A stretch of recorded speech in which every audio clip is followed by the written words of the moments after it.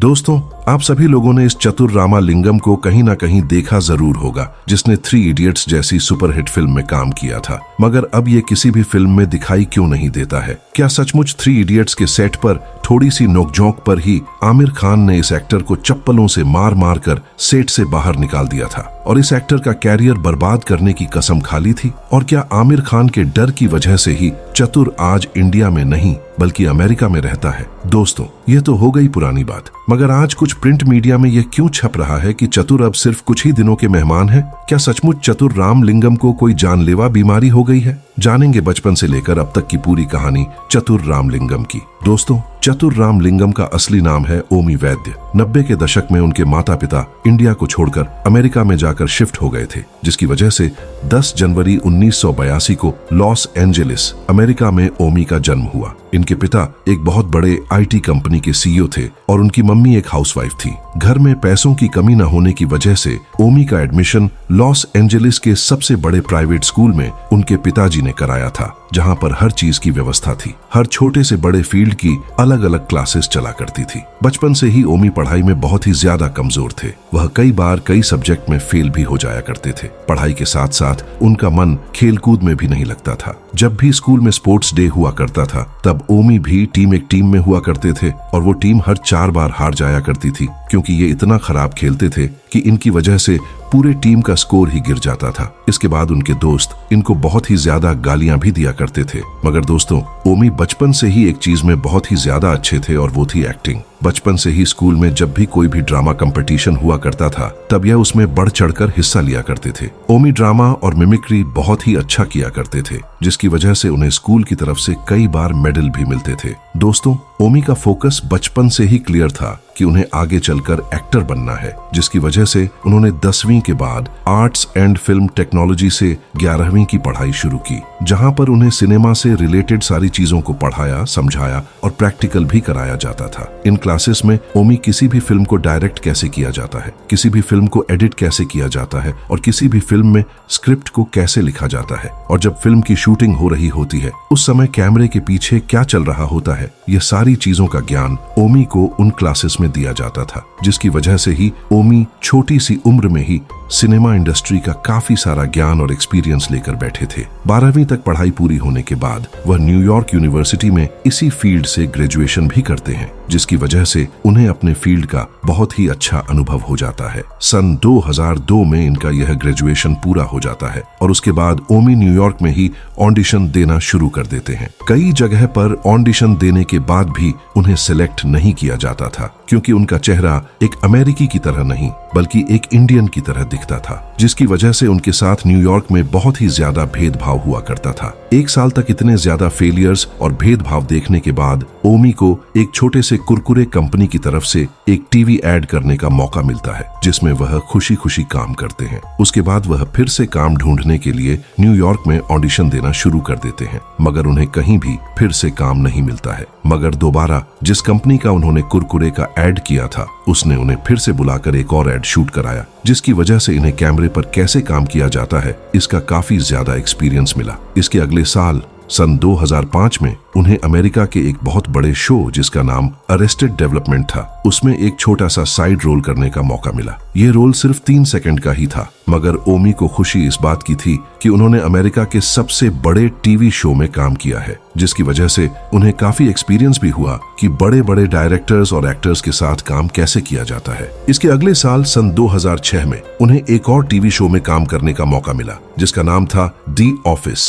इस TV show में इन्हें 3 मिनट का रोल मिला था, मगर इस शो में काम करने की वजह से उनके करियर में कुछ खास असर नहीं पड़ा। मगर दोस्तों, जहां ये हॉलीवुड में इतनी ज्यादा धक्के खा रहे थे, वहीं इनका इंडिया में कोई इंतजार कर रहा था। इंडिया में सन 2000 के करीब एक फेमस फिल्म की स्क्रिप्ट लिखी जा रही थी और इस फिल्म से ओमी की जिंदगी बदलने वाली थी, मगर ओमी अभी हॉलीवुड के धक्के खा रहे थे। किस्मत ने ऐसी पलटी मारी कि सन 2007 में ओमी और उनकी पूरी फैमिली इंडिया के एक ट्रिप पर आती है, क्योंकि उनके फैमिली में किसी की शादी थी। इस समय वह बहुत ही ज्यादा फ्रस्ट्रेटेड थे, क्योंकि उन्हें हॉलीवुड इंडस्ट्री में काम ढूंढते ढूंढते लगभग 5 साल हो चुके थे और उन्हें अभी तक कोई भी ढंग का काम नहीं मिला था, जब वह इंडिया में आए तो उनके कजिन्स भी पूछा करते थे कि ओमी, तुम्हारा कैरियर हॉलीवुड में कैसा चल रहा है। दोस्तों, यह सुनकर ओमी काफी ज्यादा निराश हो जाया करते थे, मगर फिर भी वह हंसकर कहते थे कि ठीक ही चल रहा है। ओमी की फ्रस्ट्रेशन को देखकर ओमी का कजिन समझ गया कि उसका करियर हॉलीवुड में कुछ खास चल नहीं रहा है। इसके बाद ओमी के कजिन ने ही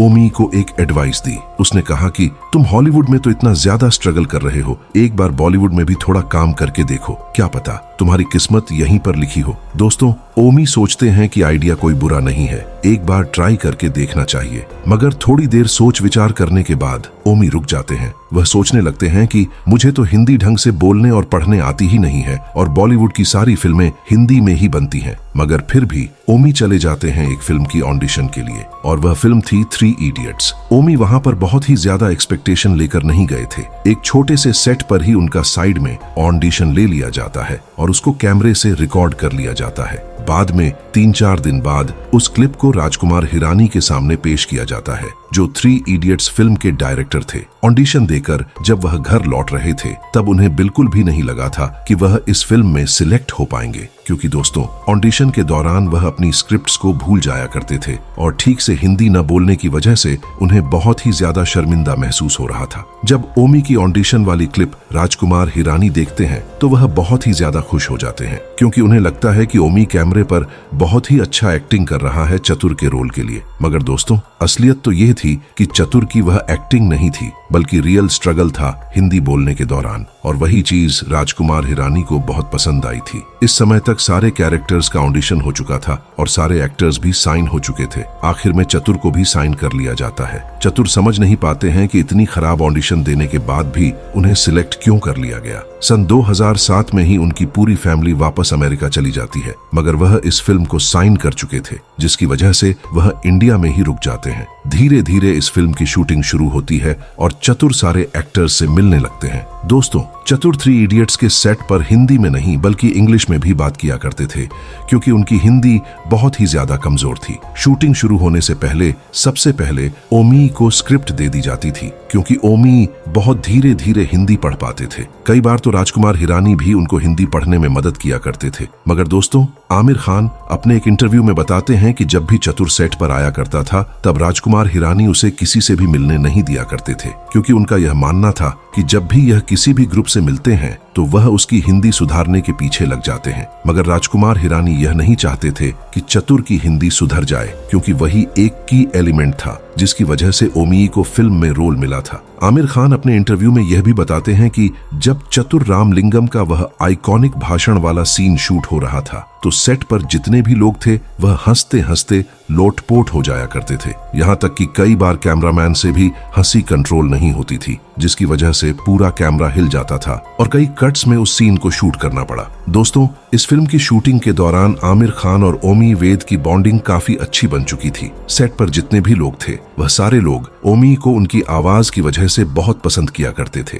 धीरे धीरे शूटिंग खत्म हुई और 25 दिसंबर सन 2009 को 3 इडियट्स मूवी को रिलीज कर दिया गया। जैसे ही यह फिल्म रिलीज हुई, इसने उस समय के सारे रिकॉर्ड्स तोड़ दिए। ये भारत की पहली ऐसी फिल्म बनी जिसने 100 करोड़ रुपए कमाए थे। दोस्तों, इस फिल्म के रिलीज होने के बाद सबसे ज्यादा फेम न तो आमिर खान को मिली, न आर माधवन को और न ही शर्मन जोशी को, बल्कि सबसे ज्यादा फेम मिली चतुर रामलिंगम को, जिसका कैरेक्टर ओमी वैद्य ने निभाया था। रातों रात ओमी इंडिया में फेमस हो गए। जहां वह हॉलीवुड में दर दर की ठोकरें खा रहे थे, वहीं अचानक से बॉलीवुड में वह एक सुपरस्टार बन चुके थे। लोग और फैंस जहां भी उनको देखते थे, उन्हें कोई भी ओमी के नाम से नहीं बल्कि चतुर या फिर साइलेंसर के नाम से ही पुकारा करते थे। यहाँ तक कि रास्ते में चलते लोग भी उन्हें रोककर उनके साथ फोटो खिंचवाने लगे थे। वह इतने फेमस हो गए थे कि उस समय के बिग बॉस सीजन 4 में उन्हें गेस्ट के रूप में इनवाइट किया गया था। इस फिल्म की मैसिव सक्सेस को देखकर फिल्म क्रिटिक्स ने ओमी वेद को आईफा अवार्ड से नवाजा।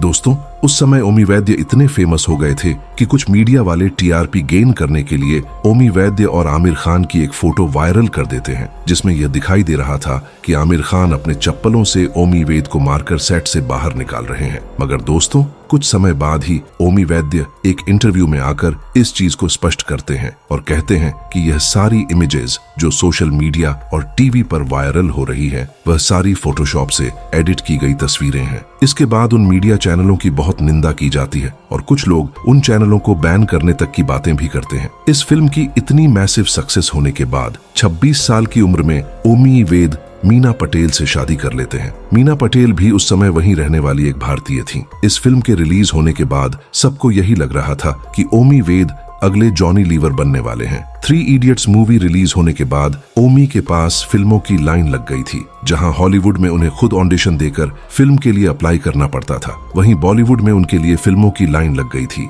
उन्होंने सन 2011 में दिल तो बच्चा है फिल्म में काम किया था। वहां पर उन्हें एक साइड रोल कॉमेडियन की तरह पेश किया गया था और उसी साल 2011 में ही उन्हें देसी बॉयज और प्लेयर नाम की फिल्मों में काम करने का मौका मिला और हर जगह पर उन्हें एक साइड रोल कॉमेडियन की तरह ही पेश किया गया था। ये सारी फिल्में हिट तो रहीं, मगर इन फिल्मों के हिट होने की वजह ओमी वैद्य बिल्कुल भी नहीं थे। दरअसल दोस्तों, इन फिल्मों में काम करके ओमी बहुत ही ज्यादा फ्रस्ट्रेटेड हो गए थे, क्योंकि हर डायरेक्टर प्रोड्यूसर उनसे 3 इडियट्स वाले चतुर की एक्टिंग ही करना चाहता था, जिसकी वजह से उन्हें टाइप कास्टिंग का शिकार होना पड़ा। इसी कारण उन्हें सिर्फ टूटी फूटी हिंदी बोलने के लिए ही हर फिल्म में सिलेक्ट किया जाता था। ओमी नहीं चाहते थे कि वह सिर्फ एक साइड रोल कॉमेडियन बनकर ही रहे, बल्कि वह इमोशनल और सीरियस रोल भी करना चाहते थे। मगर कोई भी डायरेक्टर उन्हें वो रोल नहीं देता था, क्योंकि डायरेक्टर्स का मानना था कि ओमी एक कॉमेडी कैरेक्टर में ही फिट बैठते हैं। अगर वह कोई और कैरेक्टर करने की कोशिश करेंगे तो फिल्म फ्लॉप हो जाएगी। इतना कुछ करने के बाद भी सन 2012 में उन्हें जोड़ी ब्रेकर नाम की फिल्म में काम करने का मौका मिला और इस फिल्म में भी वही काम था, टूटी फूटी इंग्लिश बोलना। इसके बाद ओमी बहुत ही ज्यादा निराश हो गए। वह सोचने लगे कि क्या मुझे अब बॉलीवुड छोड़कर हॉलीवुड की तरफ चले जाना चाहिए। फिर सन 2013 में उन्हें छोटा भीम कार्टून के कई सारे एपिसोड्स में अपनी आवाज देने का मौका मिला, जिसमें उन्होंने बखूबी हिस्सा लिया। इसके बाद 2014 में उन्होंने अपने पैसे से एक छोटी सी डॉक्यूमेंट्री बनाई ताकि अपने कैरेक्टर को वह ऑडियंस के बीच स्विच कर सके। मगर दोस्तों, वह डॉक्यूमेंट्री बहुत ही बुरी तरह से इंडिया में फ्लॉप हो गई, जिसकी वजह से ओमी बहुत ही ज्यादा निराश हो गई और उन्होंने इंडिया छोड़कर वापस हॉलीवुड की तरफ जाने का फैसला किया। मगर हॉलीवुड में भी जाने के बाद उनका स्ट्रगल खत्म नहीं हुआ। वहां पर उनका स्टेटस और भी ज्यादा कठिन हो गया, क्योंकि हॉलीवुड में उन्हें कोई जानता नहीं था और इंडियन होने की वजह से उनके साथ कई तरह का भेदभाव भी किया जाता था। अब सवाल यह पैदा होता है कि आखिर ओमी इस समय क्या कर रहे हैं? क्या उनको सचमुच कोई जानलेवा बीमारी हो चुकी है? चलिए जानते हैं। दरअसल दोस्तों, जब 2014 में ओमी की डॉक्यूमेंट्री इंडिया में बुरी तरह से फ्लॉप हो गई, उसके बाद से ही उन्हें कोई बड़ा रोल करने का मौका नहीं मिला। वह अब पब्लिक स्पीकिंग करते हैं, सिनेमा और फिल्म से रिलेटेड चीजों पर। इसके अलावा वह कुछ NRI बेस्ड कॉमेडी सर्कस में भी हिस्सा लेते हैं और कई बार इंडिया भी आते हैं जब उन्हें किसी एड की शूटिंग करनी होती है। इस समय ओमी के 2 बच्चे हो चुके हैं और उनकी उम्र लगभग 45 साल हो चुकी है। ओमी वेद अब लगभग टीवी इंडस्ट्री से संन्यास ले चुके हैं। उन्होंने जितना भी पैसा कमाया था, उन सारे पैसों से न्यूयॉर्क में कई सारी प्रॉपर्टीज खरीदी हैं और उन्हें रेंट पर चढ़ा दिया है। दोस्तों, न्यूयॉर्क में रेंट बहुत ही ज्यादा मिलता है, जिससे उनका घर अच्छे खासे तरीके से चल जाता है। उनके 2 बच्चे हैं, एक लड़की और एक लड़का। लड़के का नाम है जोनाथन और लड़की का नाम है ओलिविया। दोस्तों, ओमी इस समय बहुत ही प्राइवेट जिंदगी जी रहे हैं। वह सोशल मीडिया पर भी ज्यादा एक्टिव नहीं रहते हैं और इसी चीज का फायदा उठाकर कुछ सोशल मीडिया पेज यह अफवाह उड़ा रहे हैं कि ओमी वैद्य को कोई जानलेवा बीमारी हो चुकी है। दोस्तों, इन खबरों में कितनी सच्चाई है यह किसी को भी नहीं पता, क्योंकि ओमी वैद्य अब लगभग इंडस्ट्री से संन्यास ले चुके हैं। दोस्तों, यह तो हो गई ओमी वैद्य की कहानी। मगर क्या आपको यह पता है कि कपिल शर्मा, जिसके पास कभी ना खाने को खाना था, ना पहनने को ढंग का कपड़ा था, आज वह इंडिया का इतना बड़ा कॉमेडियन कैसे बन गया है? अगर आपको यह जानना है तो वीडियो स्क्रीन पर आ रहा है, क्लिक करके जरूर देखिएगा।